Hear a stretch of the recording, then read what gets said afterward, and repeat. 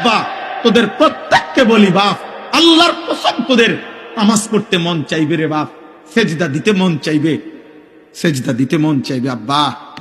হাসরের ময়দানে হলেও সেদিন মন চাইবে খুব, যে আল্লাহ আপনি একটু সুযোগ দেন না রে মাওলা, একটা সেজদা দেই আপনারে, একটা রুকু করি মাওলা।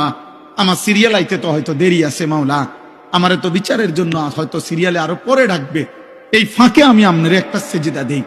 আল্লাহ বলেন ওয়ালাউ শি'না লাআতাইনা কুল্লা নাফসিন হুদাহা। এই নাফরমান, আমি চাইলে তো দুনিয়াতেই প্রত্যেককে সেজদা দিতে পারতাম, দেওয়াইতে পারতাম, আমার আনুগত্য করাইতে পারতাম।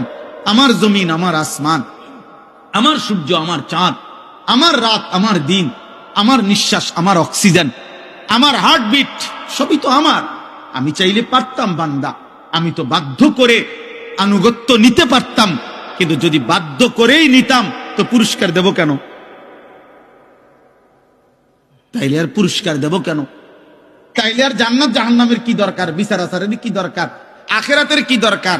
হাসরের মাঠের কি দরকার? কারণ আমি যাকে বাধ্য করাইয়া সেজদা করাইছি, তো সেখানে তোমার কৃতিত্ব কি? আর তোমার যদি কোনো কৃতিত্ব না হয় তো পুরস্কার কি? আবার কথা বোঝেন নাই? ওয়ালাউ শি'না লাআতাইনা কুল্লা নাফসিন হুদাহা, আমি চাইলে পারতাম বান্দা, কিন্তু ওয়ালাকিন হাক্কাল কাউলু মিন্নি, আল্লাহ বলে আমার চূড়ান্ত ফয়সালা নাফরমান। আজ এটা হাসরের মাঠ, আজ আমি মাফ করার দিন না, আজ হাসরের মাঠ বিচার করার দিন। আজ আমি বিচার করব। লা আমলাআন্না জাহান্নামা মিনাল জিন্নাতি ওয়ান নাসি আজমাইন। আল্লাহ বলবে, এই বেঈমান, তোর মতো কোটি কোটি নাফরমান মানুষ এবং জিন দিয়া আমি আল্লাহ আজকে জাহান্নাম পূর্ণ করব, জাহান্নাম পুরা করব। আজ আমি মাফ করব না, আজ আমি বিচার করব।